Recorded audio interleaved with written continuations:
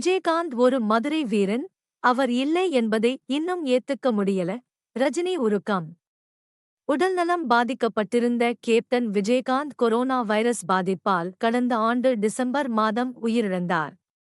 சென்னையில் இருக்கும் தேமுதிக அலுவலக வளாகத்தில் அவரின் உடல் நல்லடக்கம் செய்யப்பட்டது.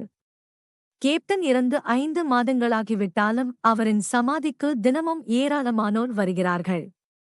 பிறந்த நாள், திருமண நாள் என எந்த நல்லதாக இருந்தாலும் கேப்டன் சமாதிக்கு குடும்பத்துடன் வந்து விடுகிறார்கள். இந்நிலையில் விஜயகாந்துக்கு பத்மபூஷன் விருது வழங்கி கௌரவித்தது மத்திய அரசு. டெல்லியில் இருக்கும் குடியரசுத் தலைவர் மாளிகையில் நடந்த விழாவில் விஜயகாந்த் சார்பில் அவரின் மனைவி பிரேமலதா விருதை பெற்றுக் கொண்டார். குடியரசுத் தலைவர் திரௌபதி முர்முவிடம் இருந்து விருதை பெற்றபோது கணவரை நினைத்து கண் கலங்கினார் பிரேமலதா. இந்நிலையில் விஜயகாந்தை பற்றி வீடியோ வெளியிட்டுள்ளார் ரஜினிகாந்த்.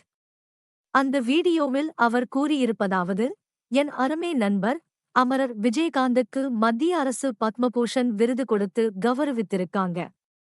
அது நமக்கெல்லாம் ரொம்பவும் மகிழ்ச்சி. அது மட்டும் அல்லாமல் பத்மா அவார்ட்ஸ் 24 புத்தகத்தில் அவருடைய வரலாற்றை பதிவிடித்திருக்காங்க. அது அவர் பெயருக்கு இன்னும் பெருமை சேர்க்கிறது. விஜயகாந்த் நம் கூட இல்லை என்பதை இன்னும் என்னால் ஏத்துக்கவே முடியல. டக்குனு தோன்றி பல சாதனைகளை செய்து அப்படியே மறைஞ்சிட்டார். இனிமேல் விஜயகாந்த் மாதிரி ஒருத்தரை பார்க்கவே முடியாது. அவங்கள நான் ரொம்ப மிஸ் பண்ணுகிறேன். அவர் மதுரையில பிறந்த ஒரு மதுரை வீரன். நம்ம கேப்டன் விஜயகாந்த் அவர்கள் பெயர் வாழ்க்கை என தெரிவித்துள்ளார். ரஜினி பேசியதை பார்த்த கேப்டன் விஜயகாந்த ரசிகர்கள் அவருக்கு நன்றி தெரிவித்துள்ளனர்.